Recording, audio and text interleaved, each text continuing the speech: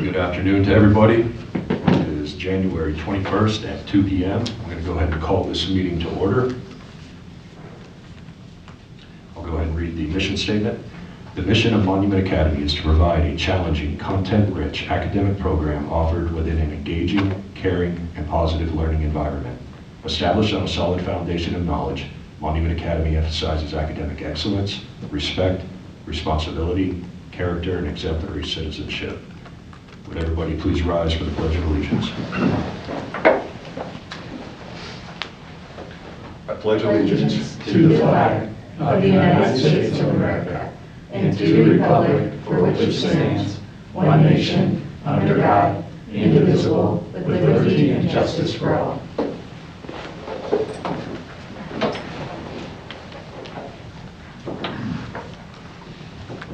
For those of you that may be watching this recording at a later time, right now we have 3 members in person and 2 on Zoom. We're going to go ahead and start a roll call.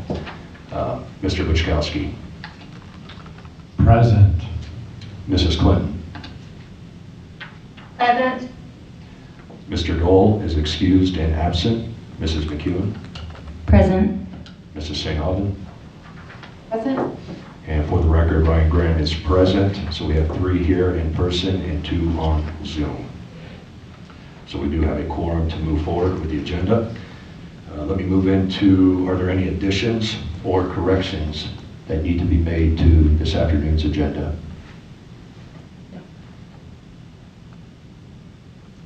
No. Seeing and hearing none, the agenda is approved as distributed by unanimous consent. Next, we have citizen comments pertaining to agenda items. We do not have any citizen comments tonight, this afternoon, so we will move to our consent agenda. And at this time, I have nothing to report on the consent agenda. We will get into the items requiring board discussion and action. Let's start with the East Campus modular pricing proposal. Mr. Holmes, do you want to start that off?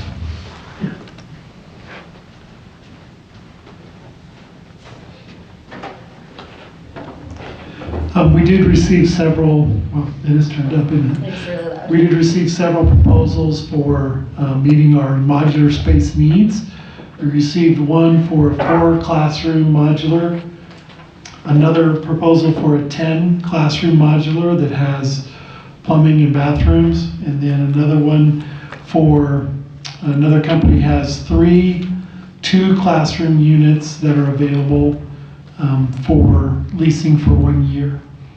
And the board has specs on all those.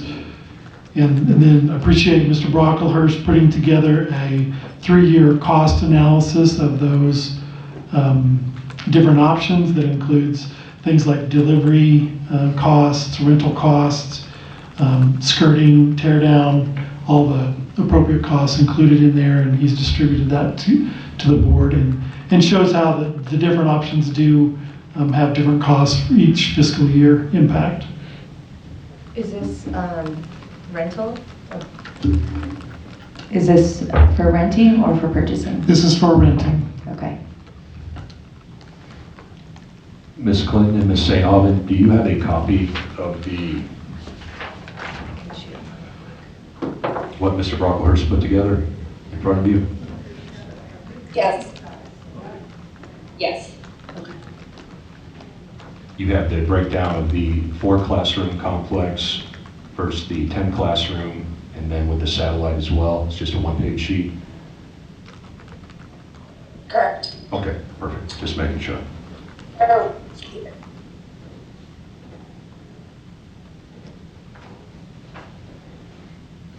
asking questions. Absolutely. Yeah. Are you continuing in your presentation? I can ask some questions. Yeah, really love to take questions, or Mr. Brocklehurst, either one of us. They're all going to be able to hear you, unfortunately. Okay, so what would you recommend based on your review of everything, and what would be the pros and the cons to renting versus purchasing a modular? Purchasing would be significantly higher cost, and since we are fairly confident that our phase 2 will be done by August of 2023, I would recommend that we lease. I believe the four classroom complex from Vesta is really a very good price. Part of the reason they're giving some price break on this is because if we don't take it and allow them to deliver, they have to transport them all the way to Texas. And they'd just rather lease them to us than do that, and so they're giving us some price break on that, and that's why that price is the best price that we're getting. Which one of these do you think we would need the most? Like, what is the need? Is it for which of these? I feel like for next year, we might need as many as 6 classrooms. So I would like to at least go forward with the 4 classroom modulars, and we need to let Vesta know by 10 o'clock tomorrow morning. And I let him know that we're meeting today and going to have a decision for him today. I think we should go ahead with that one. And as Mr. Brocklehurst and I discussed it, we were hoping the board might approve a budget number for us. And then we would continue to look at maybe getting one of the 2 classroom modules from satellite, so that we would have 6 classrooms here on this campus that we believe would meet our needs for next school year.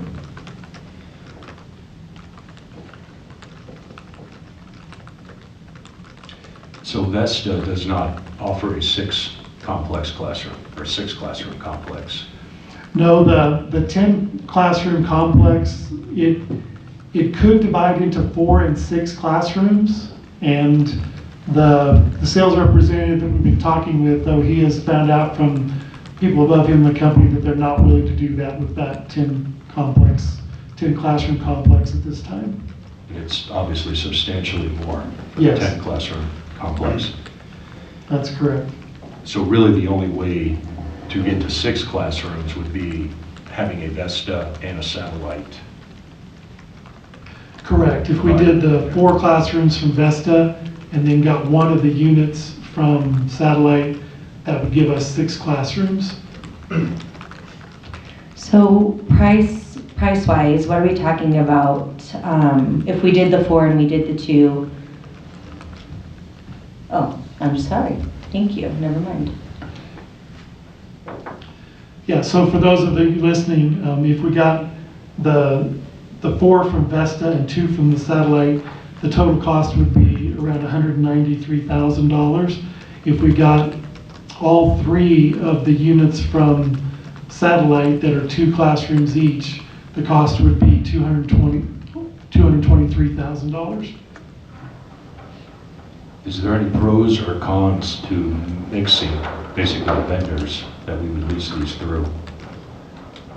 I don't think there are significant challenges. I've been at other schools where, we had some units from one company, and the next year we added units from another company, and they're just kind of separate contracts. We just have to manage them that way. Marlon, can you discuss where you would put these units, and if both the satellite and the Vesta units, where would they would fit on the campus? Yeah, as Mr. DiVincenzo and I have looked around the property and discussed it, we believe the best location for these is to go, if you go east or west from the band room here out this hallway, if you go out those 2 double doors, there's an open space out there just past the cement where we don't have anything planned for our phase 2 build. And so if we locate them there, they will not be in the way of building the high school academic wing or the gym or other improvements that we're planning during phase 2. And they would also be close to bathrooms at both in the hallway that leads to the north and the hallway that leads from the band room to that doorway. Can you tell us a little bit about like the security for those units? Would you like do a big chain link fence or like a concrete wall? And like what sort of video surveillance there would be? We would be able to add that if that's part of what we plan to do. We really haven't discussed that very much, but we could add cameras to that location and have the security that we need. But we have not really discussed the security plan at great length out there. this may be a silly question, but what is the insulation like for weather like that we have? I don't know what the insulation rating is of these modulars. They are electric heated units though, I believe. But per building code, they would have to be anchored, just based on wind speed, especially on this west side. Correct. There are building codes that we would have to meet as we install them, and these companies are very familiar with those and will help us make sure we meet code, and there'll be inspection by by the proper authorities to make sure that they've met all those codes and that they're anchored properly. Well, I thought features. I'm sorry. I thought I saw HVAC when I was reviewing the plans, and so that says there's going to be heat and air conditioning. Do you know if that's true? That's correct. Okay. Would you have one grade only out there, or like certain teachers, so that they're not switching units? Can you discuss that? We've discussed the possibility of having one grade out there. The challenge with that is that it will be very difficult to put together a science room in those modulars. And so it would really create difficulty in the schedule. So what we've talked about doing is having one department in those modulars, English or history, something like that is in those modulars. And so, but students would come back and forth during the day some. So I think, that if we had just one grade level there, it would reduce the in and out. But the science lab problem or situation would make that very tough. But that we haven't made a decision about that, but that's where the discussion's gone. Has there been further conversation with the department heads in relation to having one particular department out there versus one grade level? No, there hasn't been, but I do know that we've gotten some feedback from both parents and the teachers that they prefer not to just have one grade out there. That is what we're hearing as well.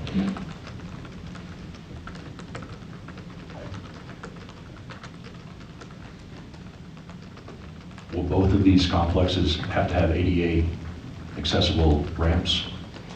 Yes, they will. Even though we don't currently have students who would need that, they would still have to have that capability. And Mr. Brocklehurst, is that part of your estimate on here? Yeah, there's some estimates included for each of these for ramps in case there is a need for them, which sounds like there, regardless, needs to be something in there. Will our insurance provider cover these, or do we need to carry a separate damage waiver or some separate type of policy as a rider? We'll have to let them know that we have modulars that we'd like to add under the umbrella. Okay. Yeah, they're fine with that. That's how the other two modulars at West Campus are handled. How long do you foresee us needing these modulars? For 1 year. If we needed it longer, could we do it on a month-by-month basis, or would we have to extend the contract another year? I think we would be able to do it by month basis. That's part of the reason why these, especially the 4-classroom modular, is available now, because it was used up through. I went to Greeley to look at them, and they're already separated, and they're picked up and just about ready to roll, because their contract there ends at the end of this month. And so they have to get them off the property. So a lot of this is just negotiated. Sometimes those negotiations are tough, but there's always a possibility just to extend it for a few months. Okay. Because these companies really would rather just continue to get rent rather than to move them around. Right. Ms. Clinton, Ms. St. Alban, do you have any questions from online? No, I think you've asked all my questions that I had. I do like the idea of one department instead of one grade being out in the modulars. When would... Yes, I concur. Those were pretty much my questions as well. So they've been answered, and same as Megan, that's kind of what I was hearing was parents weren't thrilled with the idea of one grade, so I'm glad to hear there's just other discussions happening, and we'll see what happens. Mr. Holmes, when would we know for sure if you needed both the 4 complex and the 2 from satellite if we were to move forward with the 4 tonight? I think we could make that recommendation or decision fairly soon. The open enrollment window closes in the middle of February, so by the end of February, we should have an answer to that question and have a better idea of what the schedule looks like and where the number of classes that we're going to need and room assignments for things like that.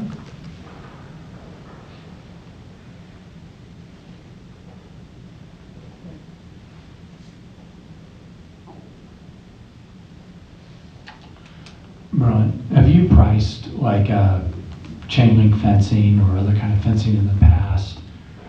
I'm just curious if we would know sort of a ballpark of what that would be. I have priced it in the past, and I think it would be several $1,000s to do that, but I think it would be less than 10 for sure.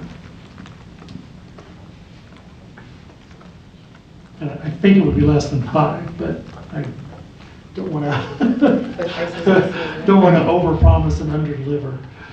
Yeah, I'm just thinking, so one concern I have is that during the off hours, during the night, that people could mess with those trailers. And if we had like a tall fence that would actually connected this building and kind of formed a courtyard around those modulars, I mean, how do you think about that? That is something that schools typically do. There are some schools that feel like they're in a location where they don't need to do that. I guess we could go back in the history of our experience at the other campus and see what history we've had over there and if there's been challenges.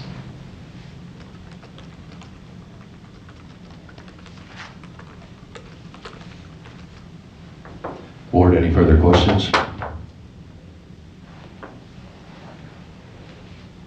And for me, I think my only other question is just around the subject of who's going to be out there and when, what that discussion is going to look like, gathering that information, and when it will be communicated out to our families of what the plan's going to be. Yeah, I guess that's just part of what we'll have to work with the faculty on that. And I've had conversation with a few of them, and they all understand, well, somebody's going to have to be out there. Yeah. And, but they also, some teachers might want to be out there. I know that when I first started my teaching career here, I taught in some schools where we had portables, and there were some teachers that wanted a portable because they were a little more removed from everything and they could control their own thermostat and a few other things. So we might be able to offer some choices, but then we'll probably need to just assign it and move forward. But like I said, I think history and English are both probably departments are candidates for that because they typically don't need as much in the way of materials especially as science would need, or band or orchestra, things like that. They just have a lot of materials. Okay. Mr. Brockhurst, can you speak further to the Vesta and satellite complexes in relation to the 3 fiscal years that we would appropriate from? Sure.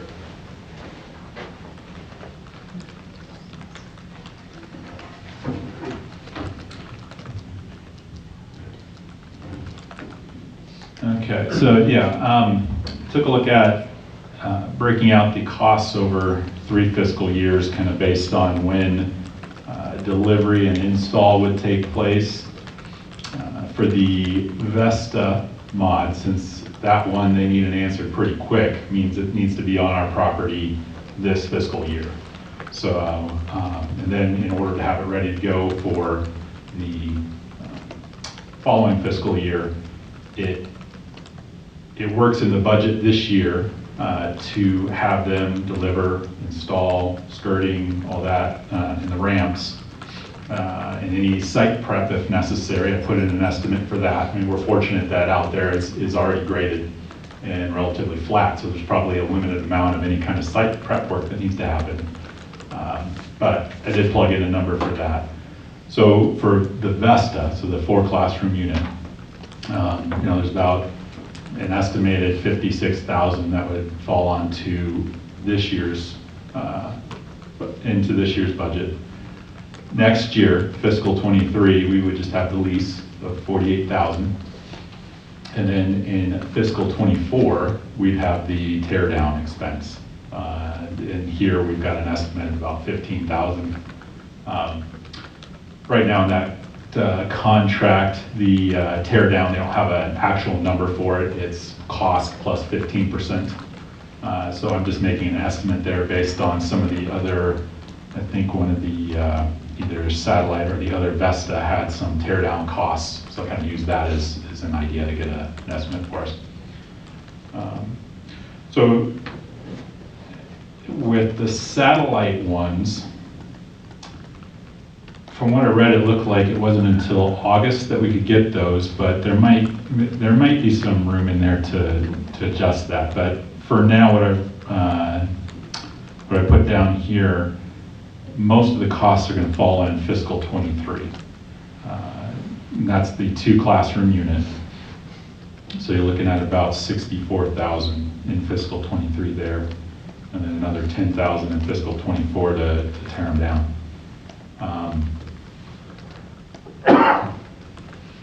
With the Vesta complex, how long does the setup take, and when does our actual lease agreement start if they're delivering in this fiscal school year?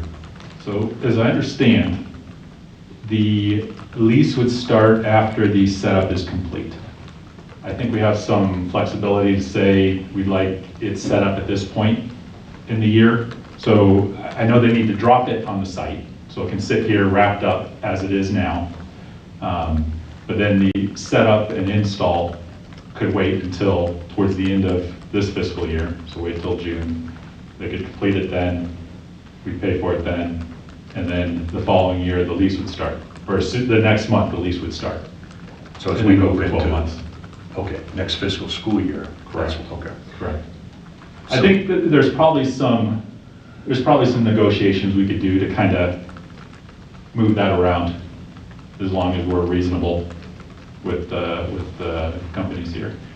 So my understanding, that I didn't realize this, we would just be storing the unit until we had them come out and actually physically set it up. Where would we store it on the property? I would assume same location. Same location, Yeah, okay. just so it's ready to go. So they're able to deliver it there now without just leaving it out in the parking lot or on the backside? Yeah, it wouldn't interrupt school and car line and all that. I would assume we'd be able to put it right out there, and I don't know that anything's out there other than dirt and grass at the moment.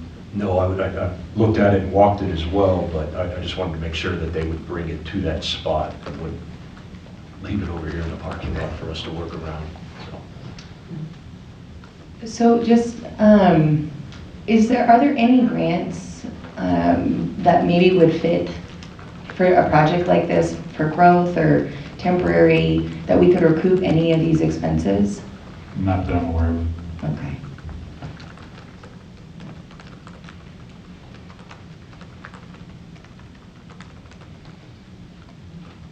In looking at these expenses, and the reason why I broke it out over the fiscal years was to get an idea on cash flow and kind of the impact on our reserves over the next couple of years. This year, impact on, right now as it stands with this, that would push us into reserves. This year, there's enough, we're sitting at a decent net income that this year, even with these costs in fiscal '22, we will probably avoid touching the reserves. That's based on looking at our current spend to date and kind of projecting out through the rest of the year. Next year, we've been dealing with trying to figure out how we manage that year, knowing that in the forecast we were already negative. We've managed to get that down to where we're essentially break even. So with this, that would require reserves. And it's enough that it starts to impact the days cash on hand. And so that's why, kind of looking at this and then deciding on which avenue to go in terms of cost here, and then taking into consideration as we begin our budget process for fiscal '23. We'll want to think through that so that we can avoid being below our days cash on hand for bond covenants for this facility. So it's just something I want to make you guys aware of so that as we're discussing things, we're thinking about it. There's room, there's a lot of factors that'll play into avoiding going into reserves. There's a lot of talk at the state level on funding for the coming years and a lot of excitement about putting more towards schools. So we're hopeful that holds true. In terms of enrollment and a lot of other pieces that can help a lot of that. All that to say, we just want to keep an eye on those costs for fiscal '23. That's the year that we're working to keep things looking good. So even if we were to just move forward with the 4-classroom complex at the fiscal year '23 expense of $48,000, we would still be dipping into reserves? If we're just looking at that 4-classroom,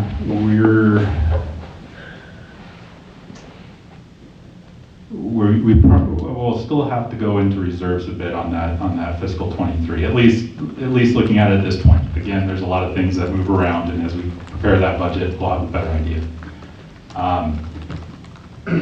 I was looking at it as a likely need that we would need 6 classrooms, kind of working from that assumption. And so that's why I've given kind of the 2 breakdowns of the 4-classroom with one of the satellites. That's kind of our cheapest option at $193 all total, and that's over a 3-year period.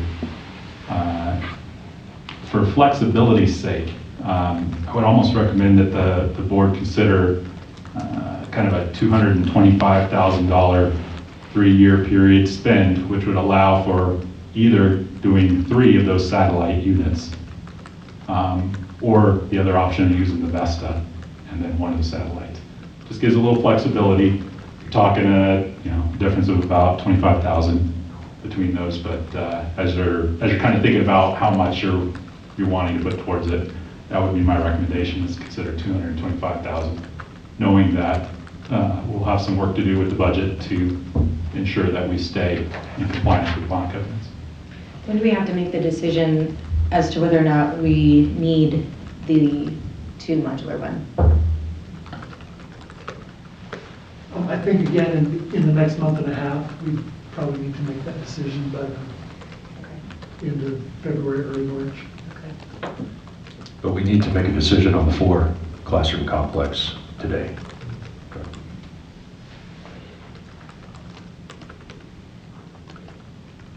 And as Mark said, just approving the budget line for that would give us some flexibility. And back to that decision, end of February, early March, that's going to be based on enrollment at that point, is that correct? Okay. And enrollment and the schedule that we put together. Because as we've talked about this year, teachers are very stressed because of all the movement that they have Right. to do. And that's why, as we've talked about it, I've recommended 6, just because even if the enrollment isn't quite where we'd like, it'd still be nice to have that extra flexibility and less teacher movement around the building. Right, okay.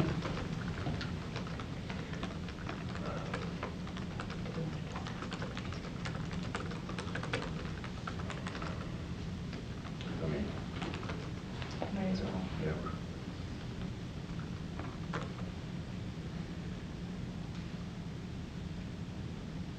Board, any further questions?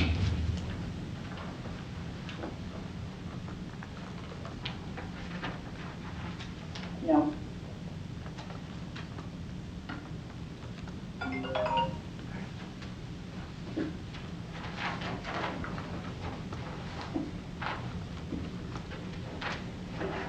This probably goes without saying, but obviously if we don't need the 2-classroom complex, we're not just going to No. bring this in to have storage space or, okay. No. All right. That said, I hereby move that we sign a lease agreement with Vesta Modular for the 4-classroom complex and give authorization to the COO and CFO to make a determination on the additional 2-classroom satellite complex with a budget of $225,000 over the 3-year fiscal year period. Before anyone seconds that, I'm going to withdraw that motion and rewrite this motion, because this motion that I just made would only give you the option of Vesta and satellite, not the 3 satellites. So I'm going to withdraw that motion and write a new motion. 1 second.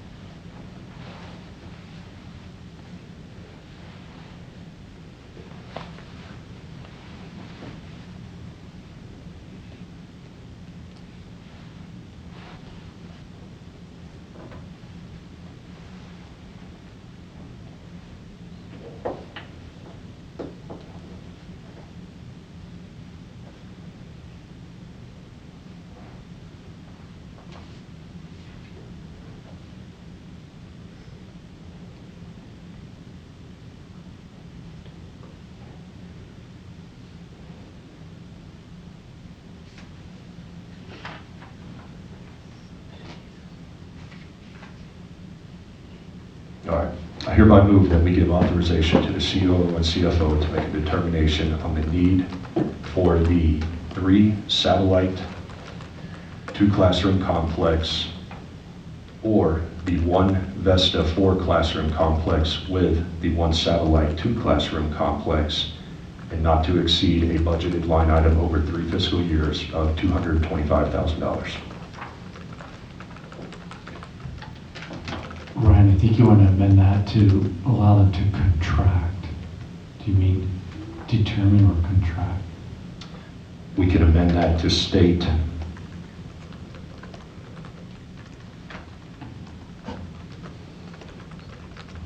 we can amend that to state a contract. I'll second that. So we would need to vote on the amendment, and then I will reread the motion as amended. So that stated, we have a second to changing the term determination to contract on the motion. We would need to call for a vote. Is there any further discussion on that? Mr. Wachowski, how do you vote on the amendment? Aye. Mrs. Clinton? Aye. Mrs. McEwen? Aye. Mrs. St. Alban?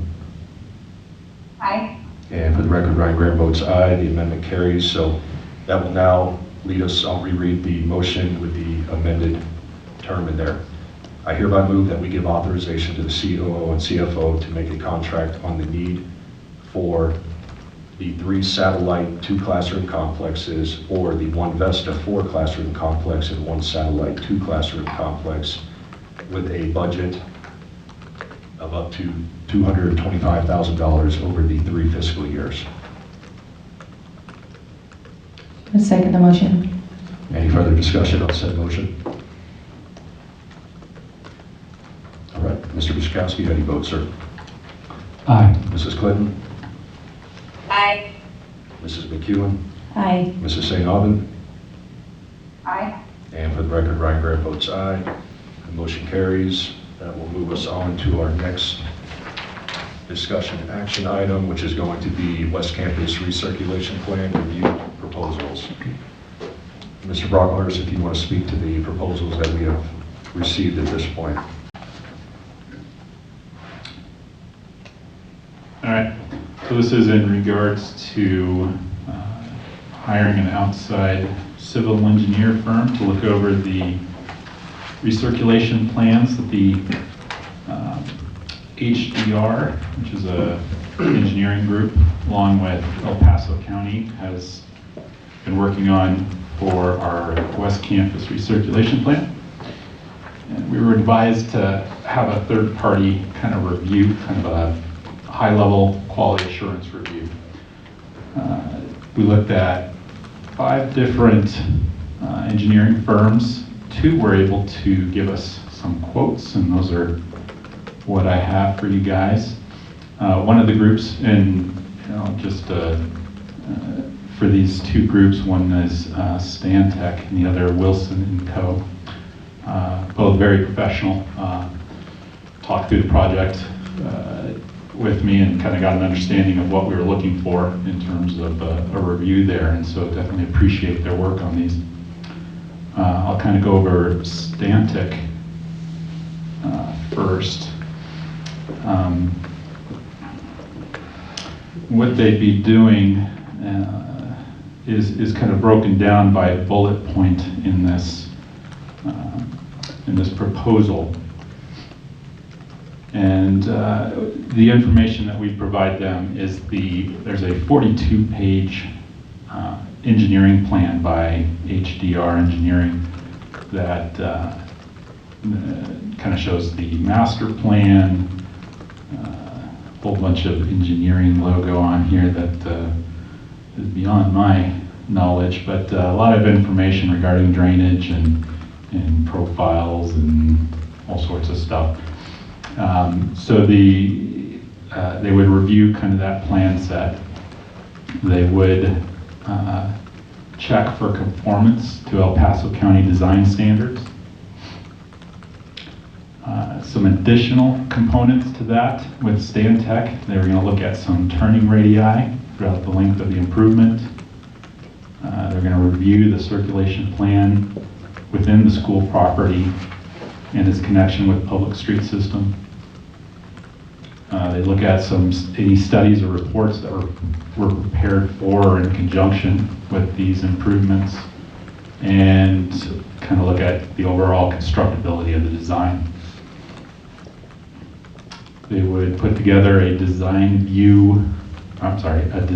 review memorandum outlining the process and their findings.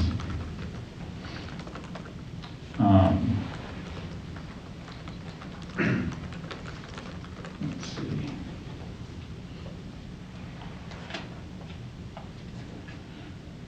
A couple other components. They do an on-site review. I think this says one on-site review. So they walk the site.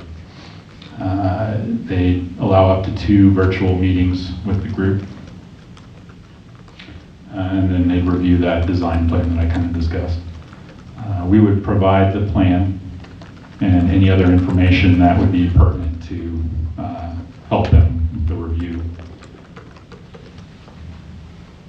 What this proposal does not include, they state here as it would not include any preparation of any design plans, and it would not include acceptance of liability arising from errors or omissions of HDR's design or Stantec's review. So as I understand it, kind of overall, it's high level, like we've asked, a high level quality assurance review where they're going to look at the 42-page plan, assess that for any issues that they see. What we would have as a deliverable is a letter from them indicating what they've kind of walked through and any kind of issues that they came across. They would mark up a PDF file of that 42-page plan, kind of highlighting where they saw some of those issues. So total there for that review is a lump sum fee of $30,000. Mr. Rocklehurst, how long did they indicate that it would take them for this QA review? This QA review does take a little time. I know we were hoping to kind of turn it in a week. 2 weeks is about what this will take. And this is both proposals request that amount of time to be able to turn this. In speaking with Stantec, they're pretty full right now, but they would be able to allot the time necessary to hit that 2-week target. I'm going to jump over to the agreement, or the, yeah. If you, I don't know if you saw it because it came in right at the beginning of this meeting, but the county just sent an email stating that they needed to push back their submittal date to February 4th. So I think the 2 weeks is fine. I guess with that, let me ask a question. Would we want to wait until February 4th to get the latest plan from HDR to have the review begin? Or would we use the last plan, which I believe was in December, late December? Would we prefer that they start with that and kind of have the 2 weeks coincide with when the county expects to have their piece back, knowing that there could be enough changes in the updated version that would get missed in this review, unless we amended the scope of the agreements? I feel like we should wait until we get the redesign, because it's a redesign of the access road. And it's in the field, layout. So I think probably it would make sense to wait. Do you agree? I agree with Megan. Yeah, I do too. I was just reading that email right now.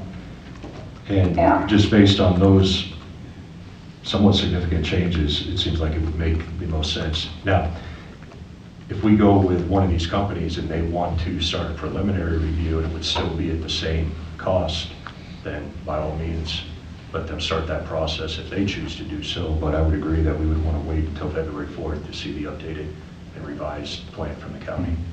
We can definitely check with both to see what that would entail. My understanding based on these is that it would be the one submitted document from us. That's and what so beyond that, they would probably want to they would adjust their cost. Is part of either of these proposals is there a financial aspect to it where they kind of can confirm the cost that this project is going to be so that we make sure we get enough funds from the people we need to get it from?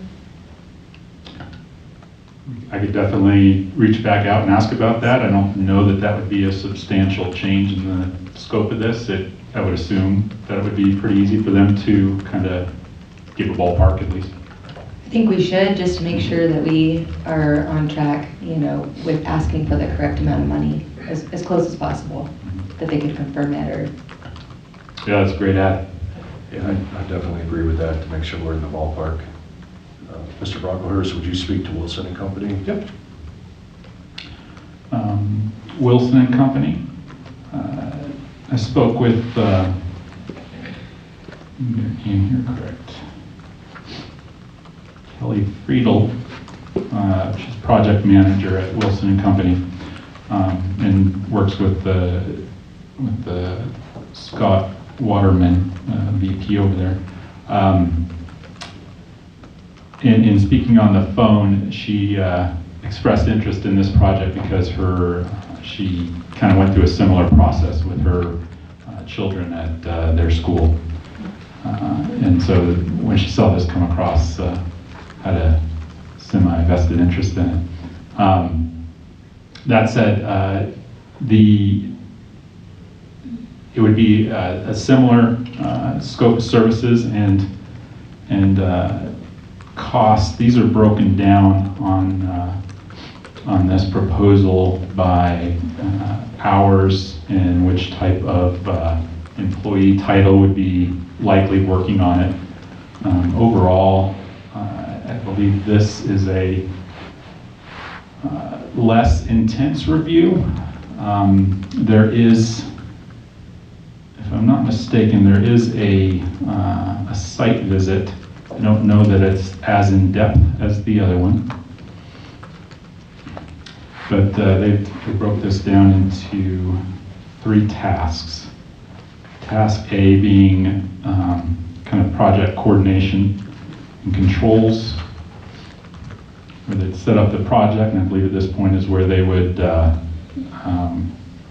come on site to meet and discuss kind of the overall approach to this project. Task B would be a quality assurance plan review, where they're looking over the design plan and then applying the standards and principles from El Paso County and assessing how the HDR design meets those.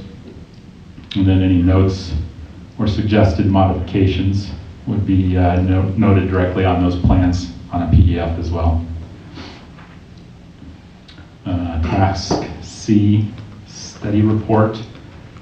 They prepare a report summarizing the methodology and any findings from task B. So again, a similar, a letter of this is what we found, and then speaking to what it would be seen on that plan. Compensation here, overall cost to Monument Academy is at $5,700.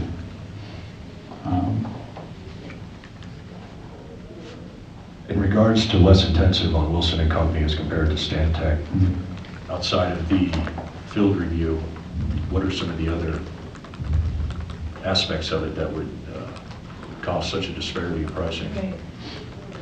I can only guess.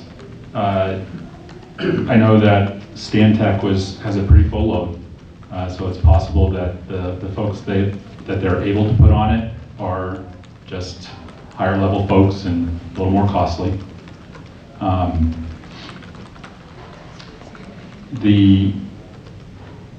So it could be a time thing, just getting enough folks in, potential overtime. I don't know for sure that's why the cost difference, but that's what I would think. There may be some more. Question? Yep. Sorry. Are both of these are engineering firms, correct? There's no potential conversion over to being the project manager of the, actual construction project? Both of these are engineering firms. I do believe they both could potentially be owners reps in the future and oversee a project as well. They do have those backgrounds, at least these firms. Do they have Both experience? companies have that Go ahead, sorry, Megan. capability. Sorry. Both companies have that capability? Yes, I believe so. Okay. Do we know if either of these have experience with this type of a project with the school and the recirculation thing? Wilson and Co. does. Let me get her title correct. The project manager, Kelly Friedel, has worked on something similar with her children's school in the past. That doesn't mean that the folks at Stantec have not. Both of these are well-known firms in the region. I've done a lot of civil engineering work, and I believe would be great assets to MA for doing this review. Mark, I know that you said that neither of these companies would produce any plans, but in their scope of work, would either of these, say, take a look at our site, and with the given traffic that we have in a day, would they propose maybe an alternate recirculation plan with our, given traffic statistics? Is that part of this review at all? With Stantec, they did, if I'm not mistaken, there was a portion in there where they asked about traffic, any traffic, I can't think of the term, testing, reviews, I don't know the term, because a traffic study, that's the word I'm looking for. They asked for a traffic study. So that would be part of their review, at least as far as I understand that. Now, whether or not they come back with alternative traffic patterns and information there, I think that would be beyond the scope of what they have here, but it's something we could discuss. I think right now what they were working towards was review of these plans, calling out any issues that may be a high-level issue, not necessarily starting from the beginning and saying, hey, we think you could do it better by doing this. Right, yeah, and so, and just my question to the board is, well, I'm sure that these plans produced by the county probably meet all the construction code standards that are out there. There's like already people reviewing that. I suppose if there was one question I would ask one of these engineering firms is that if this was your school, would you route traffic this same way? Mm-hmm. And if they could just answer that for me, I'd feel so much better. Mm-hmm. Like, I don't care if it's a 38-foot turning radius versus 39 or whatever. It's just, is this the right thing to be doing for this property? I don't know. But I do think we got to do some kind of review. Mm-hmm. No, I absolutely support. You, Joe, on that. You know, I think the engineers that have been working on this, you know, it's a very detailed plan. They're working through all of the grading and, you know, utilities and mouse habitat and all of that. Those aren't really the issues. I agree that the bigger issue is this going to work, you know, well enough that we should do it.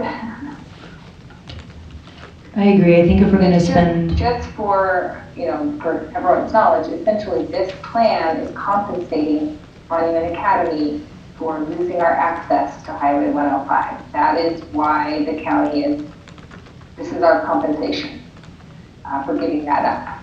So I guess if it came back and they said this is a horrible idea, don't do it, then we could not agree to give up our access.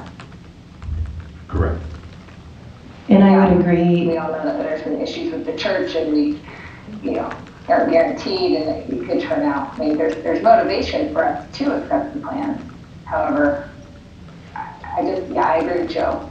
Having assurance from an expert would make me feel better. Right, and if we're going to make this investment of reviewing it, I would like us to ask them as well, like Joe said, is this the best for our school, this plan? And if not, could they come back with something that is, and what would that cost be to do that? Mr. Brockhurst, in your understanding with Wilson and Company, would they be able to answer that question? I would think either would be able to. I don't know that it's necessarily in this scope Correct. currently, but yeah, I would believe. But nothing I would would think preclude either. them from this discussion just based on that one question alone. Is this the right plan for Monument Academy? I think they'd be able to speak to that. Okay. Yeah. Yeah, perhaps, Mark, you could go back to these two firms and say, you know, thank you. The real question the board wants to answer is this the right plan for the property? And then get a revised cost based on that scope of work. Certainly could.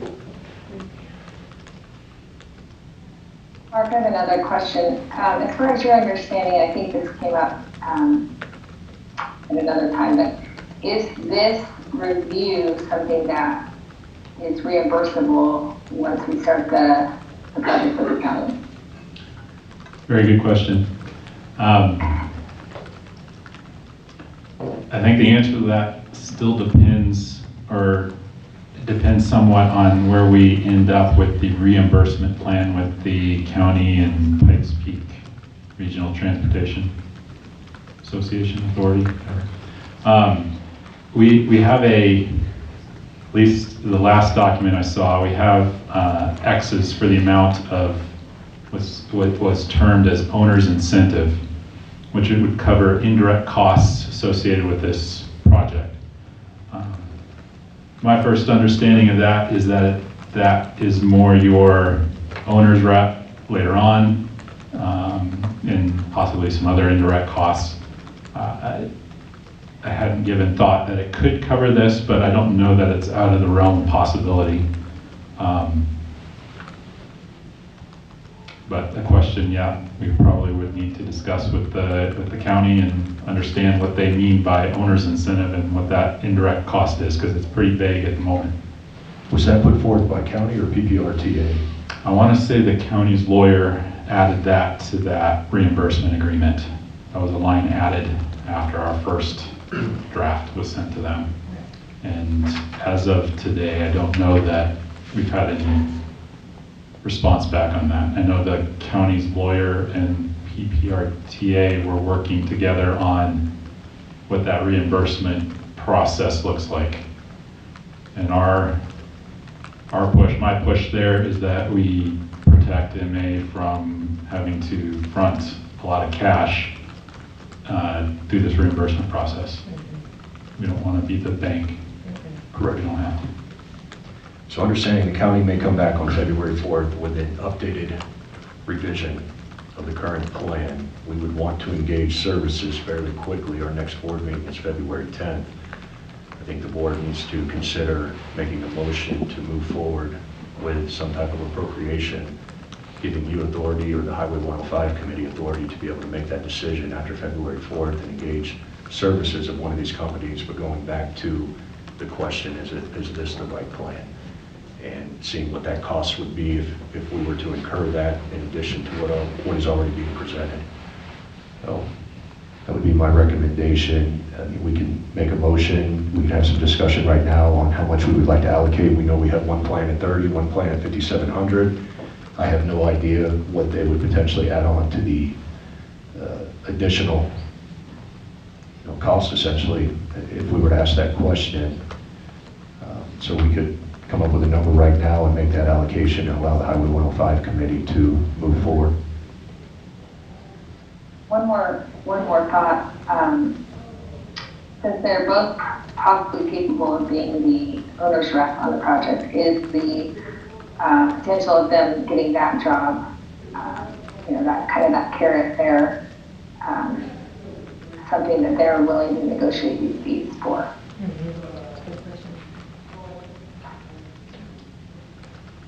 We can ask. My guess is no. Well, can I speak to that real quick? I think their pricing tells you that one of them is, Yeah, and one of them is not. right, I would agree. Yeah. So before we talk about a formal motion, is there a number that the board has in mind to at least give a lane essentially, or some boundaries to the Highway 105 Committee to be able to make that call after the February 4th meeting with El Paso County in relation to the updated revised plan?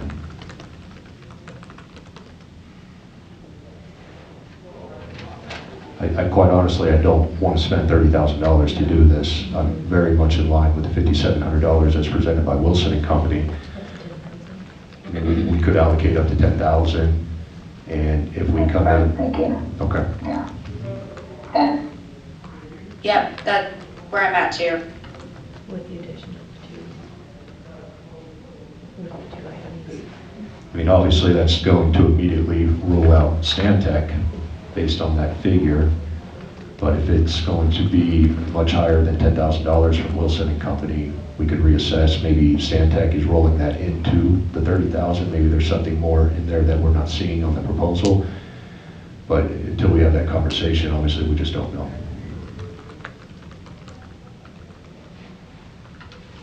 And without having a glaring difference in the bids or in the proposals, I don't know why we would spend $25,000 more for essentially the same thing. So Correct. I would authorize, I would motion to, or I won't motion, you can motion, but I would agree that 10,000 should give us enough to get it done.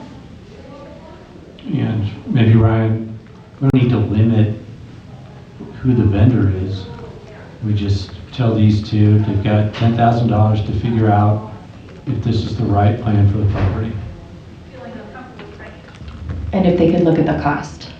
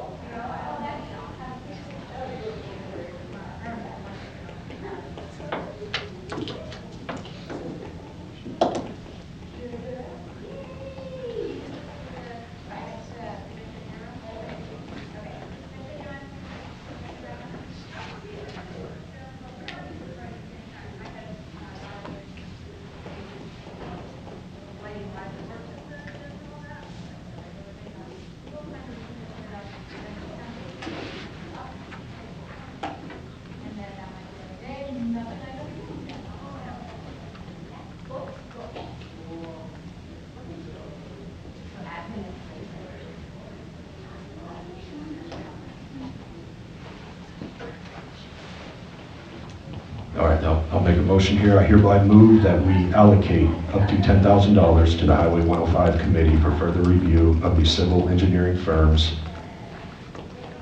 granting authority to the Highway 105 Committee to move forward with engagement of services after February 4th. Can I just ask something on that? If we can get them engaged before that, then they're ready to go when we get the plan on the board. Okay, So- I'll restate my motion.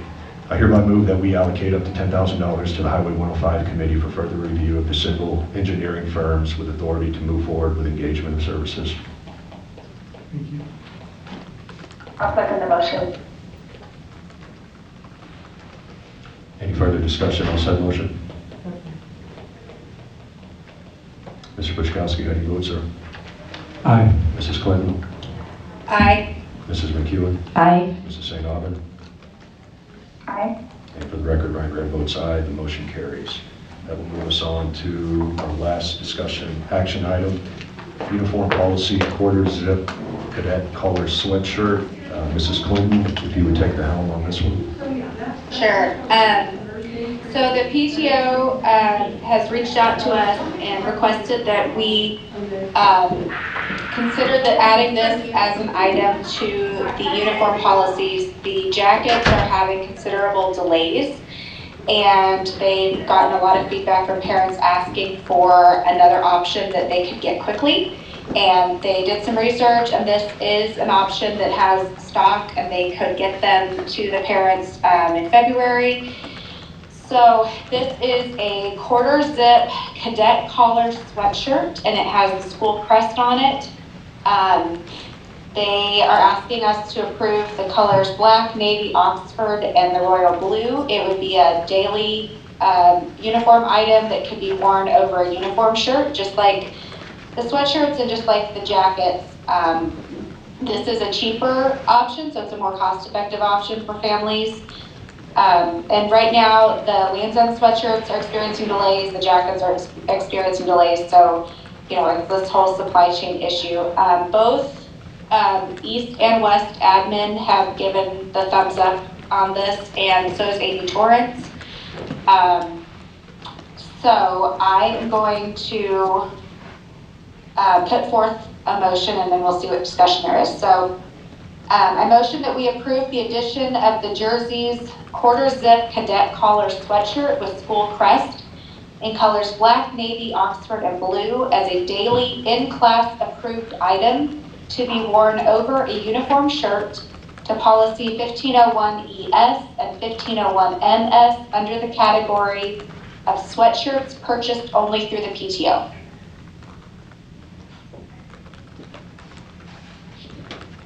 I'll second the motion. All right, we have a second on the motion. Any discussion on the motion?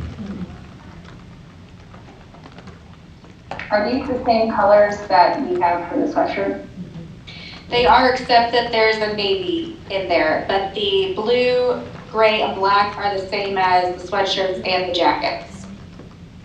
Okay, and then Amy Torrance was okay with the navy? Yes. Okay. I think as long as the blue was in there, so that was an option. You know, the issue before was that it was navy and not the blue. So, but I think with both in there, it's fine. So, yeah, but she did sign off on that. I did verify that today before the meeting. I mean, I think people need to be able to get sweatshirts. I know personally I had the wrong color on my crest from Land's End, and I have received 2 delays on it so far, so. Yeah, you know, it's just, if there's I just had a a year, we have to go have 4 months. So they'll focus on providing, so what they're going to focus the ordering at each campus based off of the colors that are in stock and sizing, because your sizing is obviously different for the elementary kids than the middle school. But the goal, as well as you guys can see from the image that I included in the board packet, that they intend to then, you know, come fall, they'll be able to have some on hand, and this will just be another option. You know, I think we just need to have those options. I don't know how long we're going to have these delays continue. So this also does benefit the PTO as well. So there is that advantage compared to, say, the Land's End sweatshirt. Thank you, Ms. Clinton. They were great. Really sharp. Any further discussion? All right, I'll call the vote. Mr. Michkowski, how do you vote, sir? Aye. Mrs. Clinton? Aye. Mrs. McEwen? Aye. Mrs. St. Alvin? Aye. And for the record, Ryan Grant votes aye, the motion carries. That will move us into board comments and announcements. I do have one comment just to let everybody know. Obviously, February 10th, 6 p.m. here at East Campus will be our next meeting for our regularly session meetings are scheduled. Any further comments or announcements from the board? Okay. That leads us into new business. Do we have any new business that we want to have added to the February 10th agenda? All right, seeing none, I will entertain a motion for adjournment. I motion to adjourn. Second that motion. Is there any opposition to that motion? Seeing none, we are adjourned. That will lead us into our last item. Is there any citizen comments not pertaining to agenda items? For those of you that have shown up after, any citizen comments? I didn't get here earlier to sign on, but all I wanted to say was to encourage y'all with the portables that I know it's a cost that you're having to put out there. It's not necessarily going to regain the money in PPR, but it's also a positive impact for our school for space that the teachers need in the next year and spreading out. So as you're considering that, consider the space the teachers need. But when I walked in, y'all were already talking about 6 and 4 and everything else. So that's all I wanted to say was thank you for thinking about our teachers' needs. Thank you, Mrs. Stoltenberg. That will lead us into we are dismissed. So thank you, guys. All right, thank you, everyone. I'm going to stop recording.